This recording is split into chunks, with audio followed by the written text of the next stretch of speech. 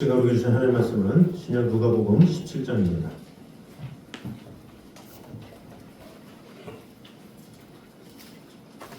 누가복음 17장 5절에서 10절까지 말씀입니다.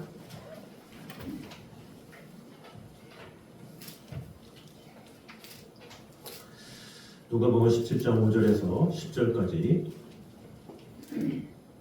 교독하도록 하겠습니다. 사도들이 주께 여짜오되 우리에게 믿음을 더하소서 하니 주께서 이르시되 너희에게 그같이 하나님만한 믿음이 있었다면 이 돌로 우리가 보며 바다에 진실을 알았을 것이요 그것이 너희에게 순종하였으리라.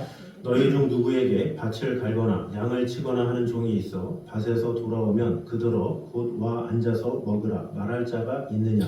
도리어 그런 너희를 먹을 것을 준비하고 기다리고 내가 먹고 마시는 동안에 숨을 그런 너희를 먹고 마시지 않게 하리라. 명한 대로 하였다고 종에게 감사하겠느냐? 명령 받은 것을 다 행한 후에 이르기를 우리는 무익한 종이라 우리가 하여야 할 일을 한 것뿐이라 할지니라. 아멘.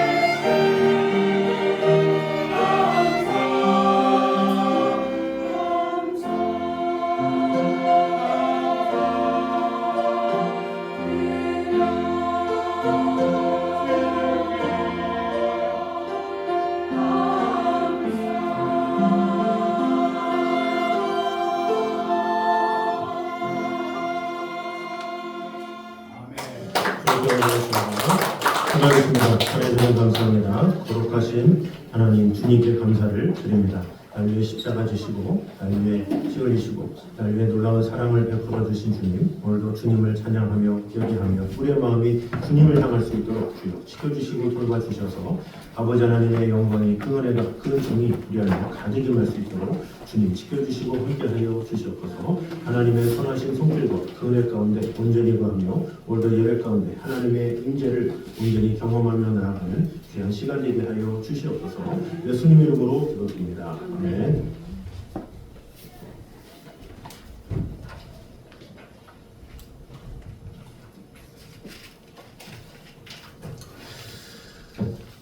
교회 소식 전해드리도록 하겠습니다. 우리 추석 명절 순서지가 비치되어 있습니다. 모자르신 분들은 말씀하시면 더 뽑아드리도록 하겠습니다. 그리고 우리 10월에 생일 맞으신 우리 성도님도 있습니다. 우리 김승일 성도님이 생일이시죠? 자, 우리 축하송 우리 같이 찬양하도록 하겠습니다.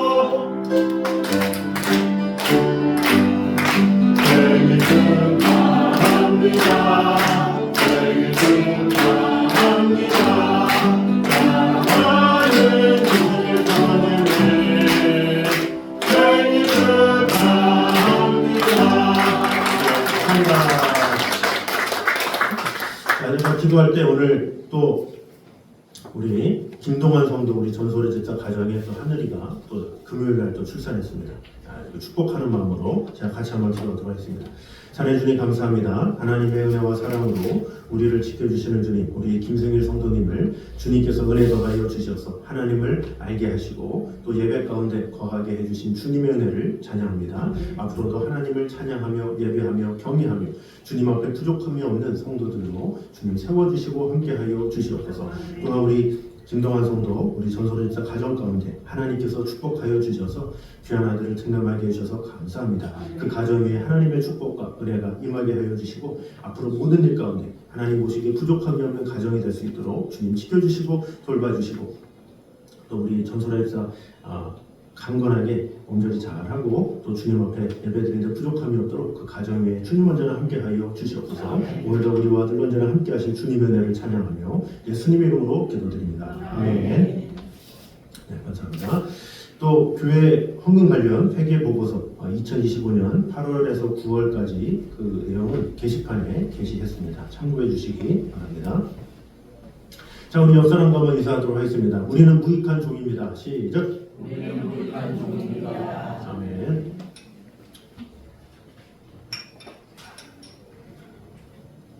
자, 오늘 본문은 제자들이 갖추어야 할 덕목들이 있습니다. 4가지가 있는데 그 중에 2가지는 우리가 저번 주에 나눴었고 오늘은 두 가지, 남은 2가지. 그래서 앞에 있는 2가지는 사람과의 관계 가운데 우리가 해야 될 덕목 2가지라면 오늘은 하나님과의 관계 가운데 우리가 취해야 될 태도 두 가지를 보도록 하겠습니다. 먼저 하나님과의 관계에서 갖춰야 할 덕목 중에 첫 번째는 믿음의 능력을 가지라라는 것이죠. 제자들은 하나님 나라의 교훈들이 너무 높은 차원이기 때문에 예수님께 믿음을 더해달라 이렇게 믿음의 양을 요구했죠. 그러나 예수님은 오히려 겨자씨만한 믿음을 말씀하시면서 믿음은 양이 중요한 것이 아니라 질이 중요하다 그것을 말씀하셨습니다. 그래서 예수님은 제자들에게 요구한 사실 믿음은 뭐냐? 예수님이 어떠한 상황에도 흔들리지 않는 믿음 그것을 원하셨죠. 되게 믿음이 적으면 어때요? 환경에 요동하죠. 어떤 사람의 말에 따라 흔들리죠. 그러나 진정한 믿음이 있는 사람은 어떤 상황에도 흔들리지 않죠. 예수님은 장차 십자가에 달리시고 또 순환을 당하시고 이런 여러 가지 상황들을 겪으실 거예요. 근데 그럼에도 불구하고 제자들의 믿음이 떠나지 않도록 주님은 원하셨죠. 그래서 믿음의 능력을 지키라는 것을 말씀하셨습니다. 결국 그러한 믿음, 제자들에게 말한 믿음이 예수님께서 부활 승천하신 후에 오순절 마가의 다락방에 임한 성령 강림으로 말미암아 이루어져서 이제 초대교회가 세워졌죠. 자, 둘째는 주님의 종으로서 겸손히 헌신하라라는 것이죠. 주인을 충실하게 섬기는 종은 어떠한 보상이나 칭찬을 바라지 않고 자신의 일을 충성스럽게 감당하죠. 마찬가지로 주님의 종된 제자들은 자신이 받은 직분을 충실히 수행하는 후에 칭찬과 보상을 기대하기보다는 다만 무익한 종입니다. 이런 고백을 해야 한다라는 것입니다. 그래서 예수님께서 제자들에게 요구하신 것도 바로 겸손과 순종의 자세죠. 그래서 우리는 예수님께서 몸소 종의 형체로 오셔서 겸손한 시생을 보인 것처럼 하나님과 사람들 앞에서 이 겸손하게 헌신하는 성도가 되어야 할 것입니다. 그래서 이 본문의 내용을 가지고 우리에게 주신 은혜를 보도록 하겠습니다. 먼저 같이 한 목소리로 읽어보도록 하겠습니다. 시작. 진정한 믿음으로 행하면 주님의 명령을 실천할 수 있다라는 것입니다. 진정한 믿음으로 행하라라는 것이죠. 그래서 주님은 적은 믿음이라도 참된 믿음이라면 불가능한 일은 없다 이렇게 예수님께서 말씀하십니다. 사실 제자들은 주님께서 실족하는 자에 대해서 용서하라, 이해하라, 화목하라 이렇게 얘기를 하시죠. 그러나 그런 것에 대해서 이 제자들은 이해를 못했죠. 어떻게 용서합니까? 어떻게 하면 다른 이들에게 사랑을 베풀 수 있습니까? 우리의 힘으로는 되지 않는데요? 라고 할 때 주님께서 이런 질문이 바로 5절입니다. 5절 시작. 사자들이 주께 여짜오되 우리에게 믿음을 더하소서 하니. 자, 주님께서 명령하셨는데 본인이 믿음이 없어서 그런 거구나 그걸 깨달은 거죠. 그래서 이런 질문을 한 것이다라는 거죠. 용서와 사랑의 계명이 자신들에게는 도저히 불가능하다 이렇게 느낀 것이죠. 그런데 주님은 제자들의 생각을 이렇게 뒤집으셨습니다. 6절 보겠습니다. 시작.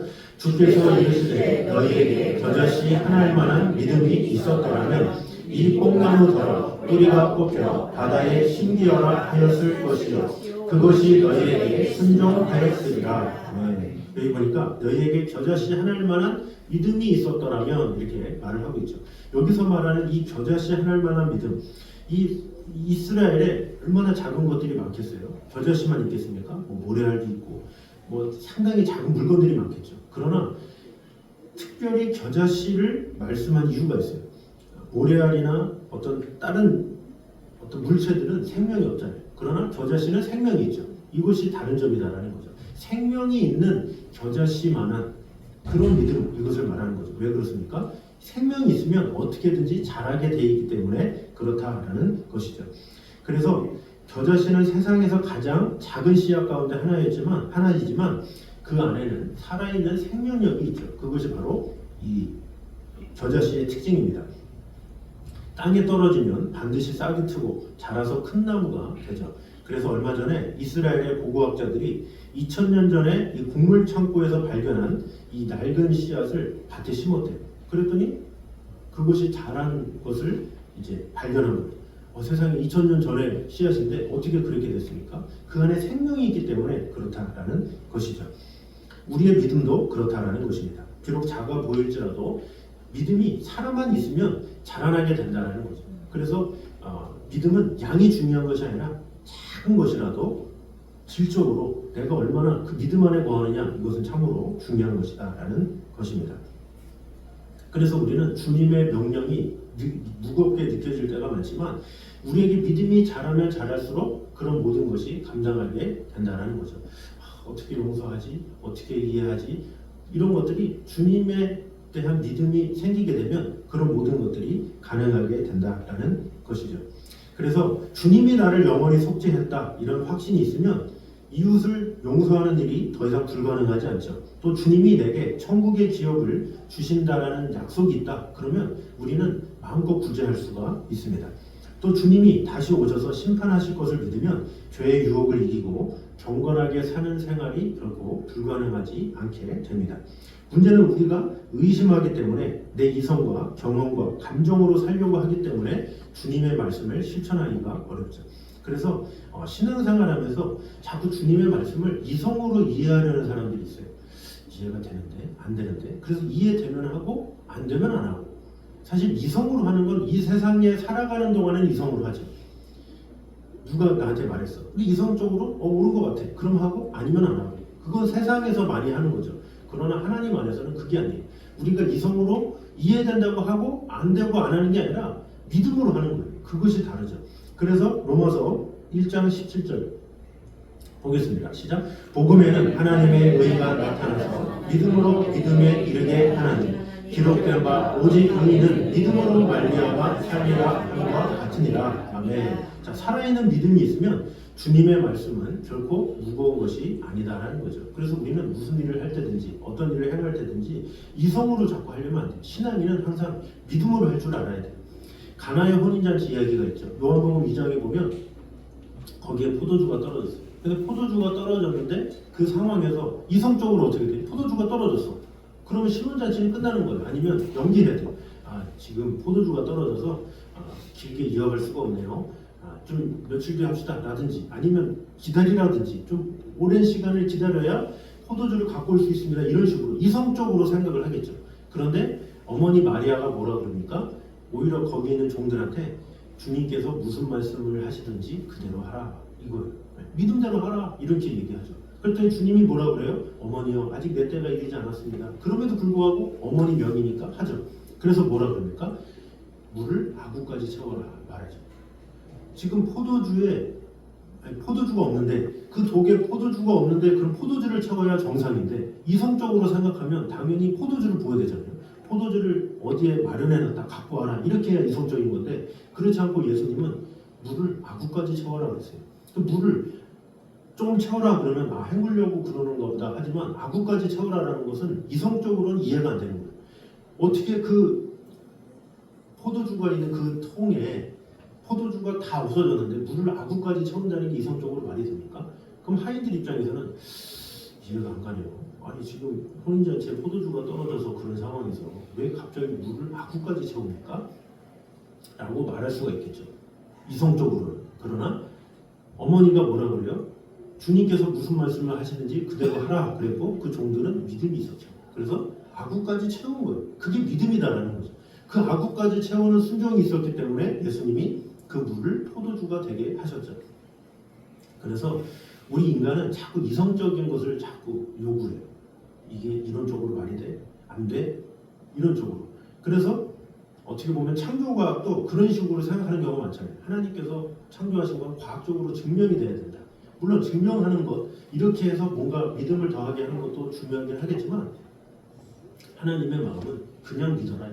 내가 너를 만들었어. 이 세상을 만든 증거를 자꾸 찾으려고 하지 마. 그냥 믿어. 이것이 바로 하나님의 뜻인 거예요. 우리는 그냥 믿음으로 나아가는 거죠. 그런데 이 세상 많은 사람들이 자꾸 어떤 지식적인 사람들이 이것저것 이성적으로 다 파헤쳐야 된다라고 하다 보니까 어떻게 돼요? 신학이 난도질이 됐고 자유주의 신학이 들어오게 된 거예요. 이것이 사실이냐? 홍해를 어떻게 건널 수가 있느냐? 어떻게 물이 갈라질 수가 있느냐? 어떻게 처녀가 아이를 낳을 수가 있느냐? 이성적으로 자꾸 하려다 보니까 성경을 엇나가서 하나님은 어디 가고 성령의 은혜는 어디 가고 그저 지식적인 그러니까 그 당시 때 고고학이나 이런 역사적인 기록들 내용들은 많지만 믿음은 없어. 그런 거 무슨 소용이 있겠어요? 하나님의 권능은 믿음에서 나오는 거지 믿음이 없는 그런 결과들은 아무런 소용이 없다라는 거죠. 우리가 성경을 100도 읽거든, 1000번을 읽든 믿음으로 읽지 않으면 소용이 없는 거예요. 믿음이 없으면 하나님의 일을 이룰 수가 없고 하나님의 뜻을 이룰 수 없기 때문에 믿음으로 하지 않으면 의미가 없는 거죠. 근데 믿음이 들어가지 않고 내 공로로 말한다? 이것은 있을 수 없다라는 것입니다. 그러므로 우리의 믿음이 형식적인 죽은 믿음으로 떨어지지 않도록 늘 깨어 지키기에 힘쓰는 어떠한 상황에서도 주여 오히려 저에게 믿음을 주시고 이 믿음으로 놀라운 일을 또 역사를 이루게 하여 주시옵소서. 이렇게 간구하며 나아가는 저희 되시기를 주님의 이름으로 축원합니다. 자, 두 번째입니다. 같이 한번 읽겠습니다. 시작. 성도의 섬기는 일에는 끝이 없다는 것입니다. 자, 주님은 제자들에게 종의 비유를 말씀하셨습니다. 7절과 8절입니다. 같이 한번 읽겠습니다. 시작. 너희 중 누구에게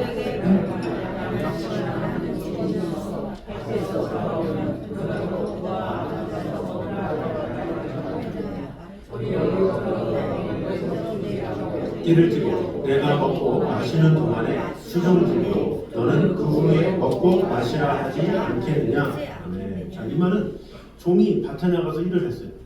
그럼 일을 했어. 엄청 땀 흘리고 수고했어. 뻘뻘 흘리는데 주인이 와가지고 야, 너 정말 수고했다. 와서 누워있어라. 이런 주인이 어디 있겠냐라는 거죠. 노예이기 때문에 또 모습이기 때문에 그 당시 때 상황에 그 사람들은 그냥 나가서 일하고 오면 또 일하는 거예요. 야, 밥 좀 차려. 이래요. 주인은 하루 종일 엎드려 있었는데 쉬고 있었는데 그 자신의 종은 나가서 그렇게 일했음에도 불구하고 수고했다 하지도 않고 그냥 와서 먹어라 이렇게 말한다는 거죠. 일반적으로 그렇다는 거예요. 물론 뭐 여러분 같은 경우는 너무나도 이렇게 젠틀하셔서 이렇게 종들이 와도 좀 누워있어 좀 쉬어 내가 밥 차릴게 이렇게 하시겠지만 대부분은 그런다라는 거죠. 대부분의 사람들은 되게 종이다 그러면 종이기 때문에 무슨 시냐 너 일이나 해라 이렇게 한다라는 거죠. 배려를 절대 안 한다라는 거예요. 마찬가지로 사실은 우리가 주님 앞에 종이기 때문에 우리가 하는 일에 대해서 내가 이거 했습니다 저거 했습니다 이렇게 하는 것이 아니라 우리는 무익한 종으로서 살아가야 한다라는 것이죠. 왜 그랬습니까? 당시에 바리새인들이 이 대접받기를 좋아했어요. 군림하기를 좋아했어요. 그래서 그런 군림하기 좋아하고 대접받기 좋아하는 바리새인들한테 이렇게 말한 것이죠. 그래서 주님의 제자는 군림하는 자리가 아니라 섬기는 자다. 이것을 알려주는 것이죠.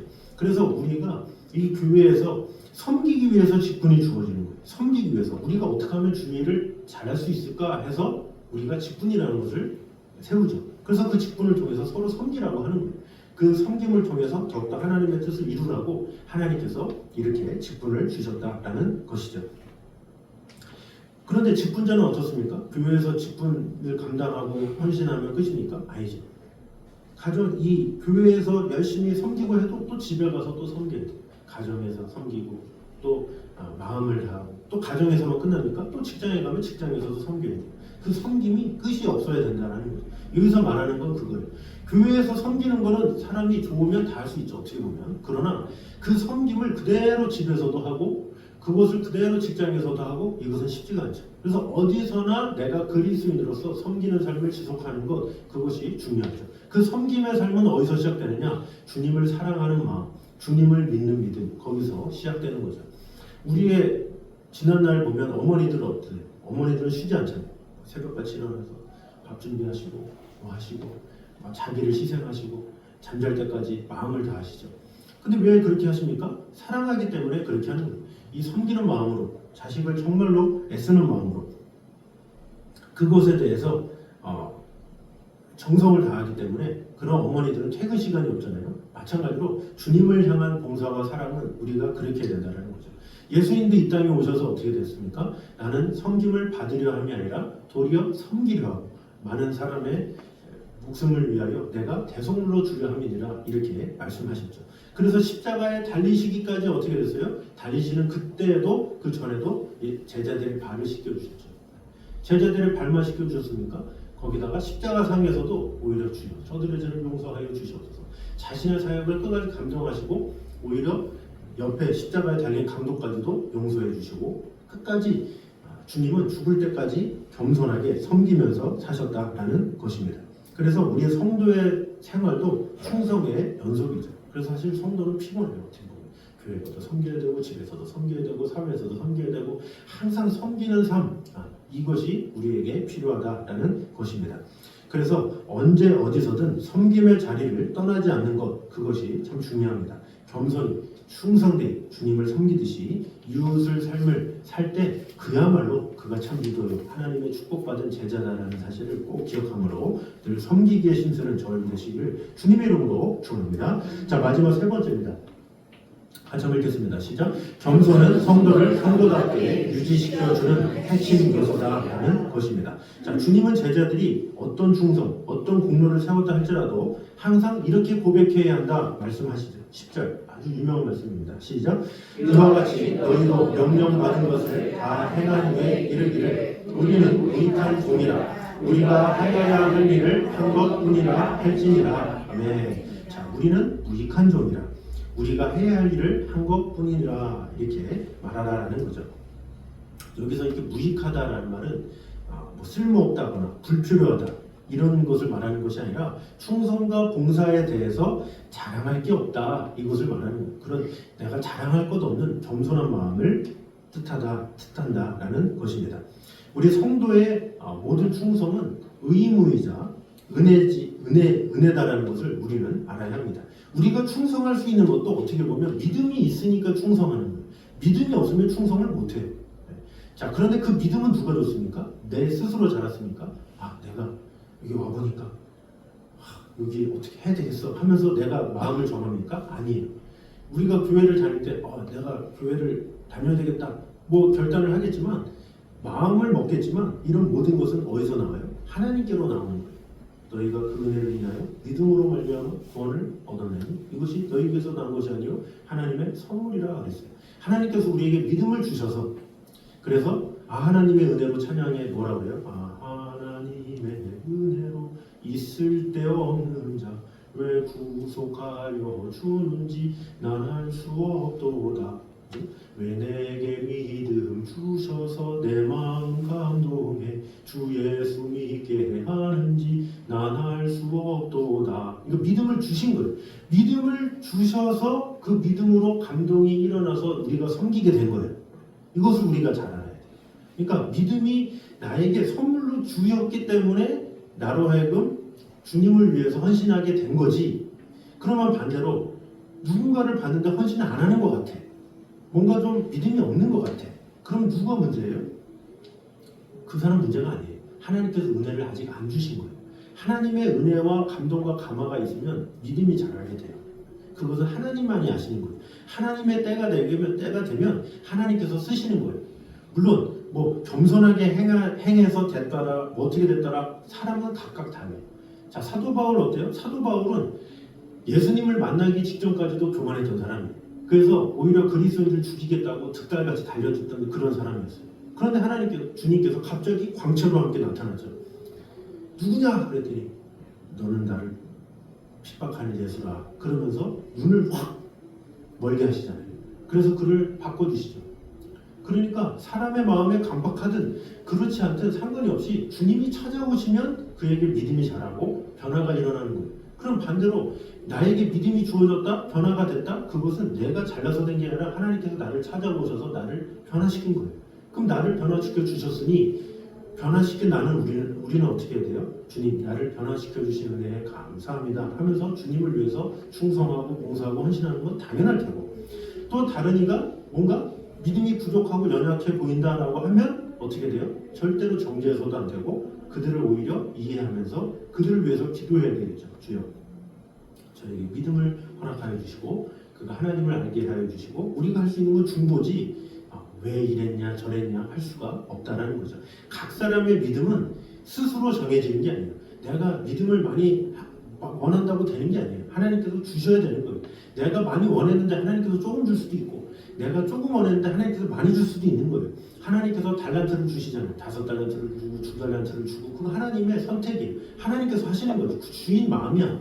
근데 그 주인의 마음을 내가 정해서 할 수도 없고 내가 다른 사람들한테 나는 5달란트 가졌어 자랑할 수도 없어요. 자랑할 것도 아니고 하나님께서 주셨기 때문에 또 그것이 5달란트 진짜 어떻게 알아? 자기 말만 그럴 뿐이지. 그러니까 우리는 그저 무익한 종이에요. 하나님께서 우리를 부르셨고 우리에게 믿음을 주셨기 때문에 우리가 충성하고 헌신하고 봉사하는 거지. 나에게 믿음이 안 주어졌으면 우리는 이미 이 세상에서 그냥 아무것도 못하고 그냥 자기 욕심대로 살 수밖에 없는 연약한 자들임을 우리는 알아야 합니다. 그래서 이 사도 바울이 뭐라 그럽니까?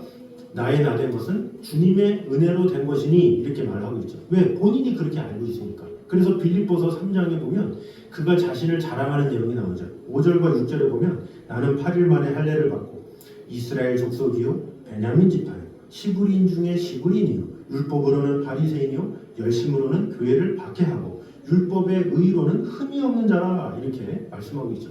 8일 만에 할례를 받고 이스라엘 족속이다. 그러면 완전 오리지널 중에 오리지널이다. 나는 완전 태산이 하나님께서 택하신 이스라엘 자손이다. 이렇게 말하는 거죠. 근데 이스라엘 자손은 아예 하나님이 택하심에 대한 그것 자체도 부인하죠. 우리는 그냥 하나님의 자손이다 얘기하죠. 누군가에 의해서 된 걸 되기 싫어요. 왜? 너무나도 교만하기 때문에. 이스라엘 민족들은 그런 것이 있어요. 그것을 선민사상이라고 그러죠. 거기다가 자신은 뭐라고 그래요? 베냐민 지파다 이렇게 말을 하고 있죠. 베냐민 지파다라고 하면서 자신의 이름이 사울이에요. 자, 사울이면 이 사울의 이름의 뜻이 뭐냐? 구하여진 자 이런 뜻이에요. 그런데 이 사울의 이름이 왜 중요하냐면 그 당시 때 사울은 자부심의 상징이에요. 왜냐? 예를 들어서 우리나라에 역대 대통령들이 많이 있어요. 그럼 쭉 이렇게 하면 그거를 한 사람 한 사람 어떻게 어떤 일을 했고 나쁜 일을 했고 이런 거 다 상관이 없어요. 시간이 지나잖아요. 100년이 지나고 200년이 지나고 몇 년이 지나면 역사에만 남아. 예를 들어서 그냥 대통령만 얘기하면 우리 기억 속에 다 있으니까 누가 무슨 일을 잘못했고 이런 게 있지만 예를 들어서 고려시대를 얘기해봐요. 그럼 고려시대의 어떤 왕들에 대해서 얘기를 하면 공민왕에 대해서 얘기한다 그러면 나 공민왕의 자손이야. 그러면 공민왕에 대해서 아는 사람이나 알지 모르는 사람들은 야 왕의 자손이야? 이러잖아요. 근데 시간이 지나면서 잊혀지는 거예요. 이렇게 우리가 조선시대만 해도 웬만한 왕들은 알잖아요. 세종 그러면 조문왕 그렇지 않고 흥선대원군 그러면 조금 그런 왕 이런 식으로 하잖아요. 근데 시간이 지나면 다 잊혀지고 그냥 왕의 자손이구나 하면서 그것이 존귀하게 되듯이 지금 이스라엘도 물론 성경을 통해서 사울이 어떤 사람인지는 알지만 그래도 더 큰 그들의 자부심은 이스라엘의 초대 왕이 사울이야 이거죠. 근데 그 사울이 베냐민 지파야 이거예요. 그래서 그 베냐민 지파의 초대 왕인 사울이야. 근데 그 사울의 이름을 그대로 따서 사울이었어요. 그러니까 얼마나 자신이 이렇게 어깨를 피면서 난 사울이다. 난 왕의 자손이야. 이런 자랑거리가 얼마나 많겠어요. 그런데 주님을 만났죠. 그가 예수님을 만나고 나서 어떻게 돼요? 이 눈꺼풀이 딱 벗어지면서 그가 회심을 하죠. 그러면서 그 애가 자신의 이름을 바울이다 이렇게 바꿨습니다. 바울이라는 뜻이 무엇입니까? 작은 자다, 겸손한 자다, 보잘것없는 자다 이런 뜻입니다. 그러니까 주님을 만나니까 내가 보잘것없다는 것을 깨달았어요. 나는 아무것도 가진 것이 없는 자구나 그것을 깨달은 것이죠. 나는 작은 자다라는 것을 깨달았습니다. 바리새인들은 이런 겸손을 잃어버렸죠. 오히려 공로 의식에 빠져서 회개하지 않고 또 주님의 사랑을 무시하고 주님을 대적하는 자들이 됐습니다. 그래서 성경에도 교만은 패망의 선봉이라고 그랬잖아요. 이 바리새인들은 그런 교만함으로 자꾸 주님을 대적하기에만 마음을 다했다는 것이죠. 어거스틴에게 한 제자가 이렇게 물었습니다. 선생님, 그리스도인에게 가장 중요한 덕목이 무엇입니까? 이렇게 물어봤더니 첫째도 겸손이요, 둘째도 겸손이요, 셋째도 겸손이니라 이렇게 말했다고 하죠. 그러면서 또 이렇게 말했습니다. 너희가 자신을 어떻게 생각하든 하나님 앞에서는 여전히 교만한 죄인임을 기억해라 이렇게 말했다고 합니다. 이게 참 중요한 말인 것 같죠. 이 사람들은 대개 보면 내게 믿음이 있느냐 없느냐를 무엇으로 판단하냐면 사람 앞에 서서 판단해요. 그 나보다 비교해보면 내가 더 성경 많이 읽었는데 내가 더 교회 오래 다녔는데 내가 더 신앙생활 오래 했는데 이런 식으로 사람들과 비교해서 판단을 하니까 뭔가 자기가 높아 보여. 그런 경우가 상당히 많다는 거죠. 그러나 어거스틴이 말하는 건 뭐예요? 사람 앞에 서지 말고 하나님 앞에 서라는 거예요. 하나님 앞에 서면 어느 누가 내가 하나님 앞에 자랑할 수가 있겠습니까? 그저 하나님 앞에서는 그냥 고개를 숙일 수밖에 없는 거죠. 우리가 이 태양이 딱 떠오를 때 어때요? 빛이 확 강렬하잖아요. 이 태양빛조차도 못 보는 게 인간이잖아요. 제대로 쳐다보지도 못하는 인간. 하나님께서 만드신 태양조차도 못 보는데 탈무드에 나오는 얘기입니다. 이 태양빛조차도 똑바로 쳐다보지 못한 인간이 어떻게 하나님을 똑바로 쳐다볼 수가 있겠어요? 그래서 우리의 신앙, 우리의 믿음은 누구를 보면서 돌아가야 되냐면 하나님 앞에서 서야 되는 거예요. 하나님, 제가 하나님 앞에 믿음이 어떤지를 한번 점검하고 또 돌아보기 원합니다. 하나님 저에게 믿음을 낳아주시고 이렇게 하나님과의 관계 가운데 이렇게 해야 되지.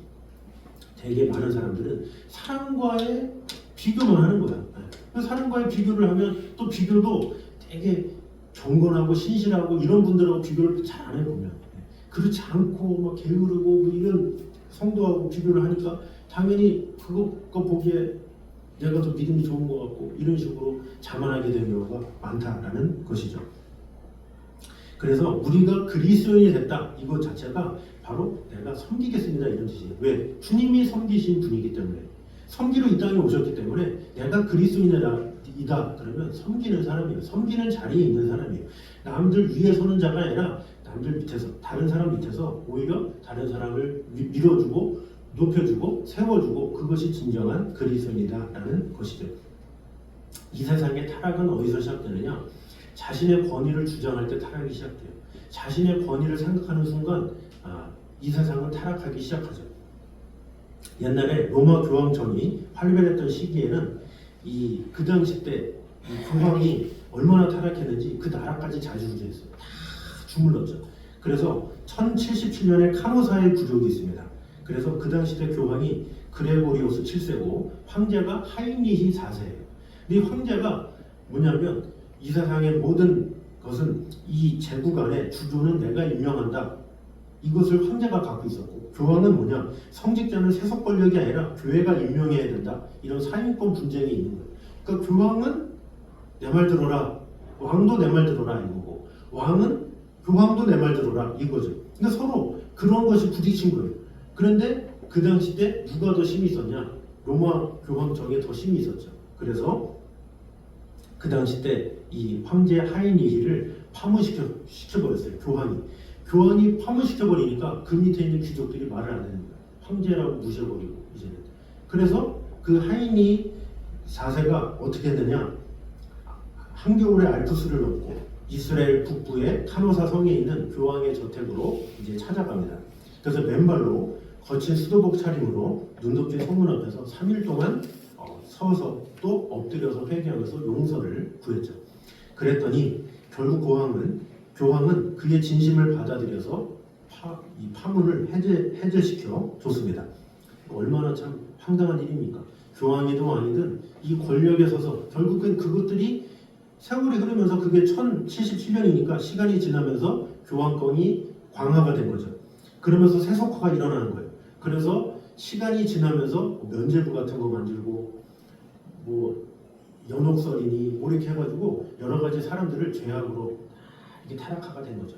그래서 시간이 지나서 440년이 지난 다음에 마틴 루터가 종교개혁을 일으키게 된 겁니다. 누군가가 성경 위에 서서 자기가 머리라고 하는 이 교황들이 자기 머리 위에 섰잖아요. 그런 것을 하기 위해서 마틴 루터가 로마서 말씀 믿음으로 말미암는 의 이것을 선언하면서 종교개혁을 말하죠. 베드로전서에 말하지 않습니까? 오직 너희는 왕같은 제사장들이요 그의 거룩한 나라요 그의 소유된 백성이니. 우리가 많이 제사장인데 누군가가 자꾸 이렇게 하려고 하느냐 이렇게 이야기를 하죠. 결국 이 하나님의 종이 섬김의 자리가 아니라 권위를 주장할 때 그때 교회는 무너질 수밖에 없다는 사실을 우리는 알아야 합니다. 반대로 겸손은 그 사람을 빛나게 하고 또 겸손해야 또 중요한 것은 겸손해야 말씀을 깨달아요. 그러니까 겸손한 자가 말씀을 듣는 태도도 달라요.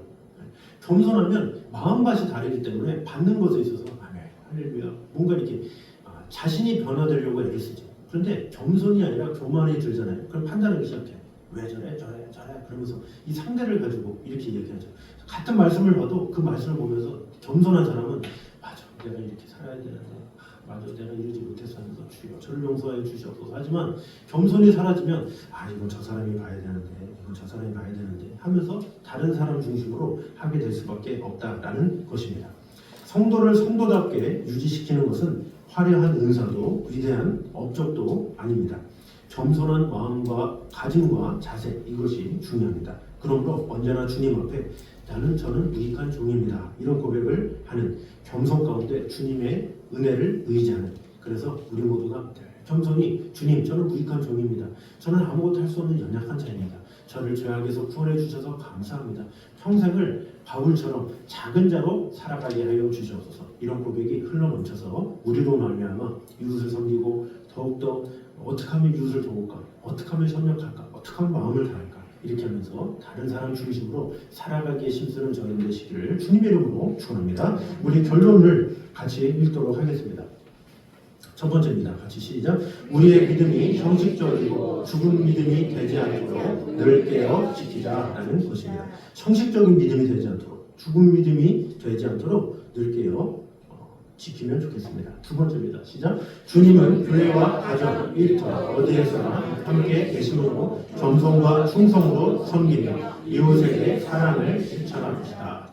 자, 교회와 가정, 일터, 어디서나 주님은 함께 계시기 때문에 그 태도를 그대로 가지고 교회에서도 섬기고 가정에서도 섬기고 일터에서도 섬기는 삶, 그것이 필요하다라는 것입니다. 세 번째입니다. 시작. 겸손해야 하나님 명령에 순종하고 올바른 기도를 드리며 이웃을 사랑하고 섬기는 삶을 살 수 있다라는 사실을 꼭 기억하고, 그 무엇보다 내가 겸손할 때 그때부터 말씀이 들리기 시작하고 그때부터 변화가 일어난다는 사실을 꼭 기억하므로 오직 하나님 말씀에 순종하며 나아가는 저는 되시기를 주님의 이름으로 축원합니다. 자, 이 시간에 주의 손에 나의 손을 포개고 우리 같이 가사 생각하면서 찬양하도록 하겠습니다. 주님의 보혈이 나를 정결케 해주시고 나를 자유케 하여 주셨습니다. 나의 모든 것을 주님께 드립니다. 이제는 내가 사는 것이 아니요 오직 주를 위해 사는 것이라. 이런 고백을 통해서 오직 주님께 우리의 삶을 드리는 시간 되면 좋겠습니다.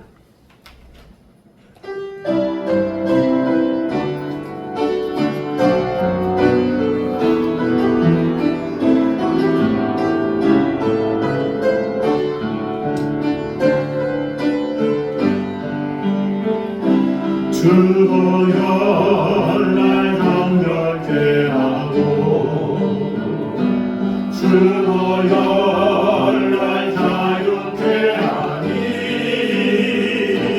주 앞에 나 예배하는 이 시간 나의 모든 것을 주께 드리네. 주의 손 날 위에 지키셨고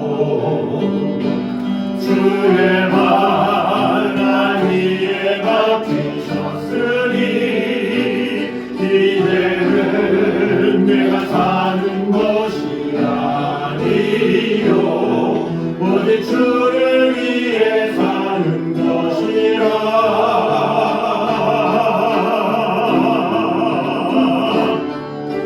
주의 손에 나의 손을 보내고 또 주의 발에 나의 발을 보내요.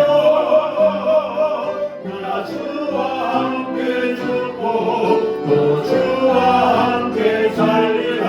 영원토록 주 위에 살리라. 주의 손에 나의 손을 보내고 또 주의 말에 나의 말을 보내요. 나 주와 함께 죽고 또 주와 함께 살리라. 영원토록 주 위에 살리라. 주 위에 살리라. 오늘 시간에서 고백합니다. 주보혈 날 정결케 하고 주보혈 날 자유케 하니 주 앞에 나 예배하는 이 시간 나의 모든 것을 주께 드리네. 주의 손 나 위에 지키셨고 주의 발 나 위에 박히셨으니 이제는 내가 사는 것이 아니요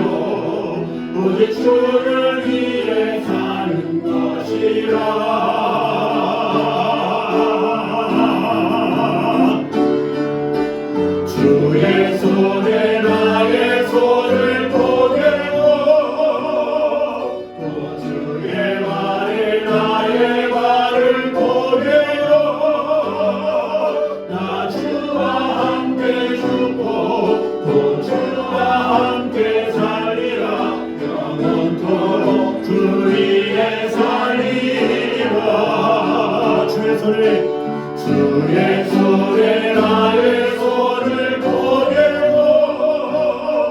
또 주의 발에 나의 발을 보게요 나 주와 함께 죽고 또 주와 함께 살리라 영원토록 주 위에 살리라 주 위에 살리라 아멘. 이 시간에 한 목소리로 같이 기도하도록 하겠습니다. 우리 먼저 기도할 때 우리의 믿음이 형식적이고 죽은 믿음이 되지 아니하고 작은 믿음이라 할지라도 살아있는 믿음이 되게 하여 주시옵소서. 이렇게 기도했으면 좋겠습니다. 그러면서 주님의 말씀을 이성으로 판단해서 행하는 자가 아니라 주님의 말씀이라면 믿음대로 행할 수 있는 자가 되게 하여 주시옵소서. 기도했으면 좋겠습니다. 또한 우리가 그리스도인으로서 교회와 가정, 일터에서 어디에서든지 열심히 충성하며 믿음으로 사는 또 섬기는 삶을 살아가게 하여 주시옵소서. 기도했으면 좋겠습니다. 마지막으로 우리가 진정으로 겸손할 때 하나님의 명령에 순종할 수 있는 올바른 기도를 드릴 수가 있고 이웃을 사랑하고 섬길 수 있다는 사실을 꼭 기억하므로 주님 저를 겸손케 하여 주시옵소서. 항상 나를 돌아보며 항상 하나님 앞에 선자로서 살아가게 하여 주시옵소서. 그 시간에 한 목소리로 같이 기도하며 나아가도록 하겠습니다. 기도하겠습니다. 하나님 감사합니다. 우리와 언제나 함께 하시는 주님, 지켜주시는 주님, 우리의 믿음이 형식적이지 되지 않고 주님 인도하여 주시옵소서. 죽은 믿음이 되지 않도록 하게 하여 주시옵소서. 우리에게 살아있는 믿음을 통해서 아버지 하나님 오시며 부족한 것들을 주여 지켜주시고 돌봐주셔서 아버지 하나님의 선하신 가운데 온전히 거할 수 있도록 주여 지켜주시고 돌봐주시고 언제나 함께하여 주시옵소서. 주님만을 사랑하고 지켜주시고 돌봐주시고 언제나 함께하여 주시고 또한 교회와 가정 일터 어디에서나 늘 겸손하고 충성을 다하고 마음을 다하는 성도들이 되게 하여 주시옵소서. 또한 진정으로 우리가 겸손할 때 하나님 명령에 순종하고 올바른 기도를 드릴 수 있고 이웃을 사랑하고 섬길 수 있다는 사실을 꼭 기억하고 아버지 하나님께서 주신 삶에 온전히 감당하는 성도들이 되게 하여 주시옵소서. 늘 겸손히 하나님 앞에 서서 온전히 행하며 부족하며 지켜주시고 돌봐주시고 언제나 함께하여 주시옵소서. 주님만을 위해 사랑하면서 지켜주시고 돌봐주시고 언제나 함께하여 주시옵소서. 주님만을 사랑합니다. 주님의 노래를 주시옵소서. 주님의 사랑합니다.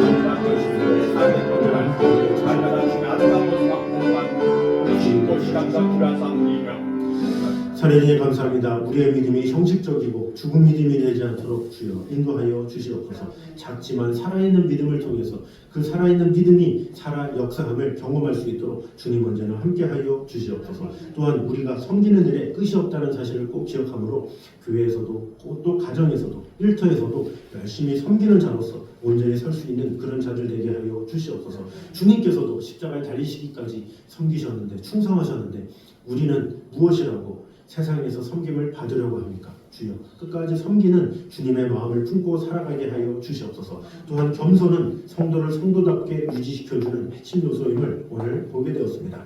겸손할 때 하나님의 말씀이 들리게 되고 겸손할 때 다른 사람을 더욱더 사랑하게 되고 하나님의 뜻을 이룰 수 있음을 오늘 보게 되었습니다. 우리의 마음이 교만하지 않도록 주님 위로해 주시고 함께하여 주셔서 주님께서 주신 겸손의 마음으로 올바른 기도를 드리고 이웃을 사랑하고 섬길 수 있는 그런 성도들이 되게 하여 주시옵소서. 오늘도 이 자리에 나온 모든 성도들과 가정 위에 언제나 함께해 주시고 드려진 예물 외에도 하나님의 축복 가운데 온전히 쓰여질 수 있도록 주님 언제나 함께하여 주시옵소서. 이제는 우리 주 예수 그리스도의 은혜와 아버지 하나님의 무한하신 사랑과 성령님의 교통하심이 늘 우리와 함께 계신 하나님의 나라와 영광을 위해서 끝까지 섬기기를 원하는 이 자리에 있는 모든 성도들과 가정 위에 영생까지 함께 있기를 간절히 축원하옵나이다. 아멘.